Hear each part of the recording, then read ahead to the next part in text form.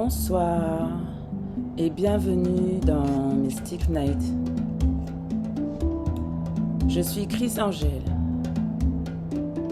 et ce soir j'ai envie de parler d'un sujet qui touche profondément les femmes de chez nous. Les femmes guadeloupéennes, les femmes antillaises, les femmes afrodescendantes.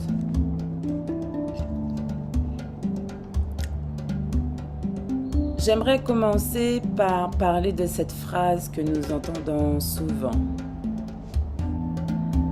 La femme porte tout.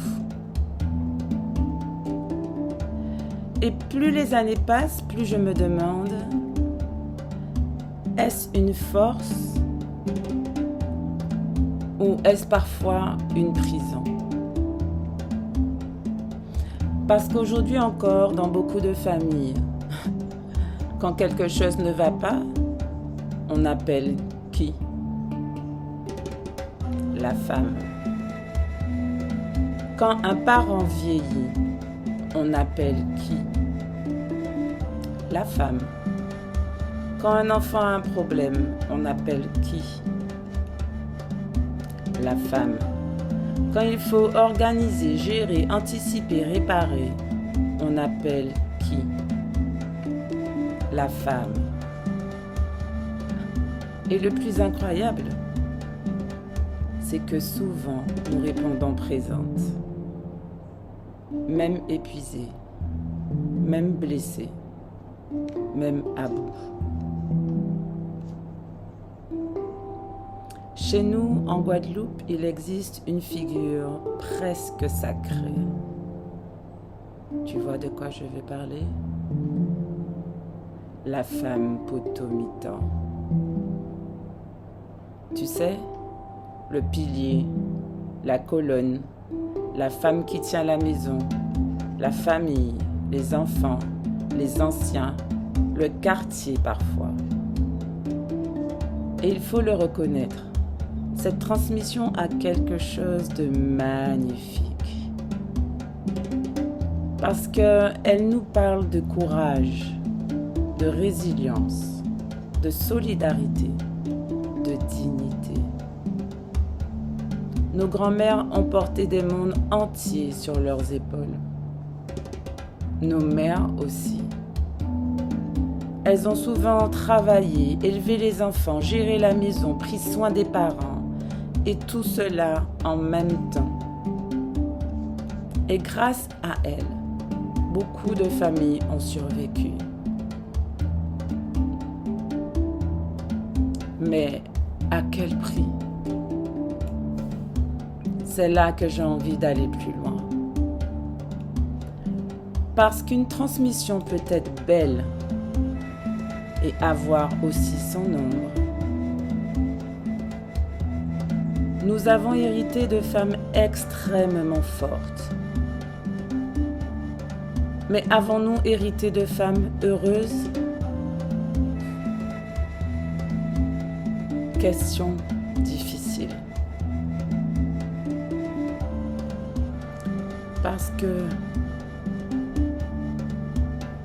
beaucoup de ces femmes ont appris à tenir, mais pas à recevoir, à donner, mais pas à demander, à prendre soin, mais pas à être prise en soin. Alors nous avons grandi en admirant leur force, mais parfois sans voir leur fatigue.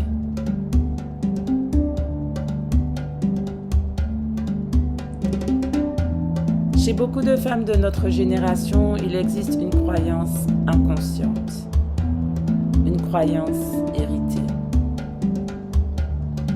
Plus je porte, plus je mérite d'être aimée. Plus je me sacrifie, plus je suis une bonne mère. Plus je me fatigue, plus je suis une bonne femme. Et pourtant, ce n'est pas vrai. L'épuisement n'est pas une preuve d'amour.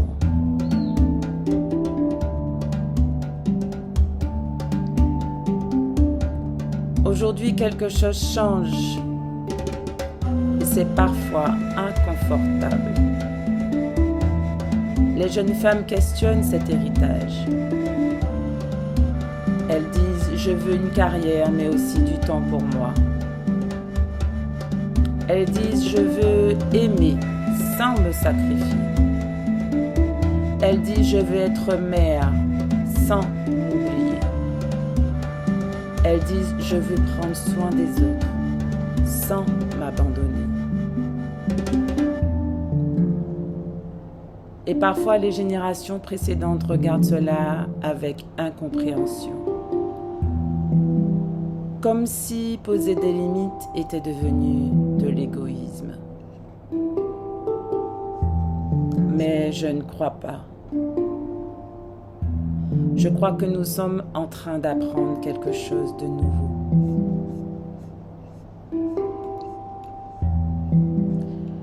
Mais avant d'aller plus loin, je pense que tu commences à me connaître. J'aimerais dire « et les hommes » dans tout ça.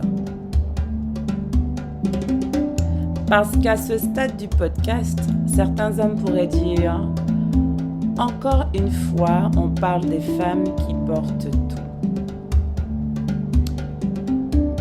Et franchement, je pense qu'ils auraient raison de poser la question. Car lorsqu'on parle de la femme potomitan, il faut aussi parler de l'homme guadeloupéen. Pendant longtemps, nos femmes ont porté parce qu'elles pensaient ne pas avoir le choix. Et, soyons honnêtes, souvent, elles n'avaient effectivement pas le choix. L'histoire de notre peuple est complexe. L'esclavage, les séparations familiales, les blessures générationnelles, les absences, les modèles cassés. Combien d'entre nous n'avons pas eu au moins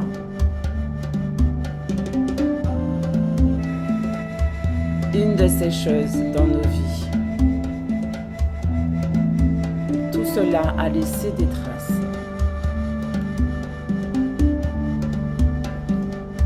Alors, les femmes qui ont pris la place vide, elles ont porté les enfants, les finances, les anciens, les maisons, les décisions. Et elles l'ont fait avec une force admirable. Mais il faut aussi avoir le courage de regarder l'autre conséquence. À force de tout porter, certaines générations de femmes ont parfois envoyé un message inconscient. Je vais le faire à ta place. Et lorsque personne fait tout à la place, tu finis parfois ne plus développer certaines responsabilités. Je ne dis pas que toutes les femmes ont créé cela. Je ne dis pas que tous les hommes ont fui leurs responsabilités. Mais nous devons avoir le courage d'observer certaines réalités de notre société. Combien d'enfants ont grandi avec leur mère? Combien de femmes ont élevé seules leurs enfants? Combien d'hommes ont eu plusieurs enfants dans plusieurs foyers sans réellement participer à leur éducation quotidienne? Ce n'est pas un jugement, c'est une question collective. C'est un constat. Parce que lorsqu'un enfant grandit sans voir un homme pleinement engagé dans son rôle de père, il apprend quelque chose. Et lorsqu'une fille voit sa mère tout porter seule, elle apprend quelque chose aussi. Je crois que les nouvelles générations veulent autre chose. Aujourd'hui, beaucoup de femmes de ma génération ne cherchent plus simplement un homme. Elle cherche un partenaire, un père présent, un homme responsable, un homme capable de tenir sa parole, un homme qui participe à la construction familiale. Parce qu'au fond, nous ne voulons pas être seuls à porter. Nous ne voulons plus reproduire certains schémas. Et cela demande aussi que nous changions notre manière d'éduquer nos garçons. Pendant longtemps, nous avons souvent élevé les filles dans les responsabilités et les garçons dans la liberté. Aux filles, aide ta maman, fais attention, sois sérieuse, occupe-toi des autres. Et aux garçons, amuse-toi, profite, tu verras plus tard. Mais plus tard arrive toujours.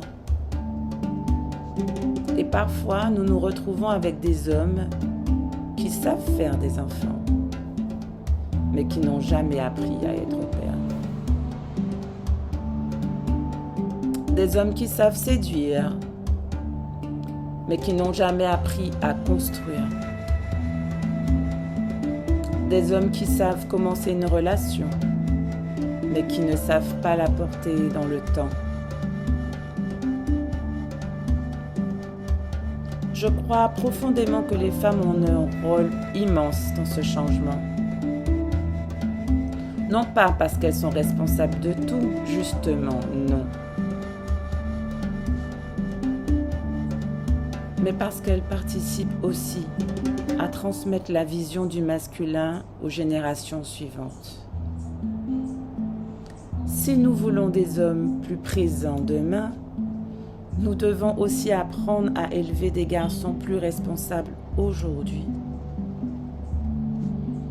Des garçons qui comprennent que la paternité est un engagement, que la famille est une responsabilité, que l'amour n'est pas seulement un sentiment, que prendre soin des siens fait partie de la maturité. Réconcilier le masculin et le féminin. Je ne crois pas que le futur soit des femmes plus fortes. Je ne crois pas non plus que le futur soit des hommes plus dominants. Je crois que le futur est dans l'équilibre. Des femmes qui n'ont plus besoin de tout porter. Et des hommes qui n'ont plus peur de porter leur part. Parce qu'au fond, la guérison de notre peuple ne passera pas uniquement par les femmes. Elle passe aussi par des hommes qui reprennent pleinement leur place de père, de compagnon et de pilier. La femme potomitan a tenu notre peuple debout.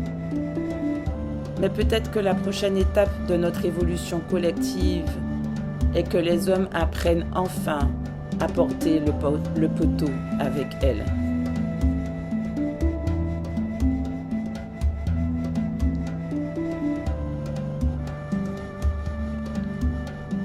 Avons-nous perdu notre féminité ? Sujet sensible. Très sensible. Parce que beaucoup de femmes ont été obligées de développer leur énergie de survie. Faire, gérer, contrôler, prévoir, organiser, décider, porter. Des qualités extraordinaires. Mais lorsqu'une femme passe sa vie dans cette énergie, elle finit parfois par ne plus savoir comment recevoir, comment ralentir, comment être soutenue, comment être vulnérable. Et là, je ne parle pas de maquillage, je ne parle pas de robe, je ne parle pas d'apparence, je parle d'un état intérieur. Cette capacité à être dans la confiance, dans l'accueil, dans la douceur, dans la réceptivité.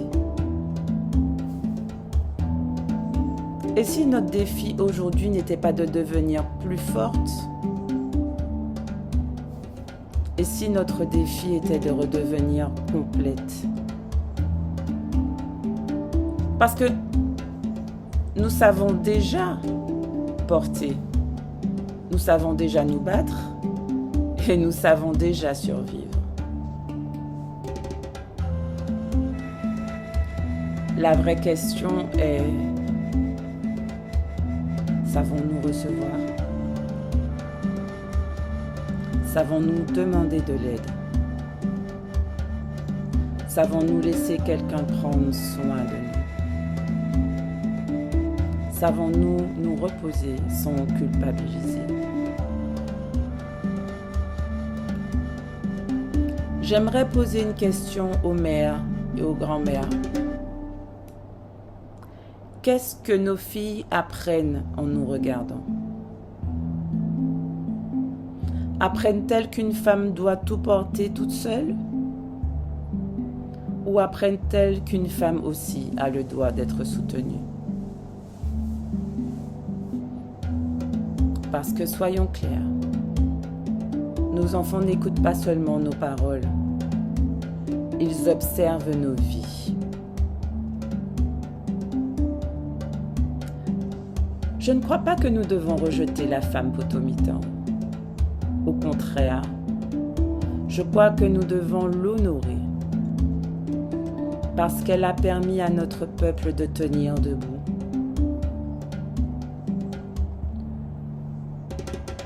Elle a injecté en chacune des femmes cette guerrière. Mais peut-être que notre mission aujourd'hui est différente. Peut-être que notre mission n'est plus seulement de porter. Peut-être que notre mission est d'apprendre l'équilibre. Conserver la force sans perdre la douceur. Conserver le courage sans perdre la joie. Conserver la responsabilité sans perdre la femme. Alors ce soir, je vous laisse avec cette question. Si demain vous arrêtiez de tout porter, qu'est-ce qui se passerait réellement?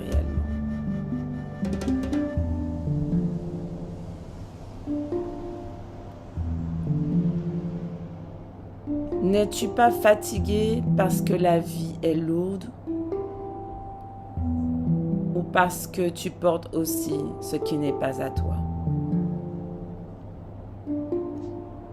Peut-être que la véritable guérison de la femme guadeloupéenne ne consiste pas à devenir plus forte. Peut-être qu'elle consiste à comprendre qu'elle l'a toujours été et qu'il est maintenant temps d'apprendre autre chose. Recevoir, se choisir et respirer. Merci d'avoir partagé ce moment dans Mystic Night. Et n'oubliez jamais, une femme n'est pas née pour porter le monde entier. Elle est née pour y apporter la vie.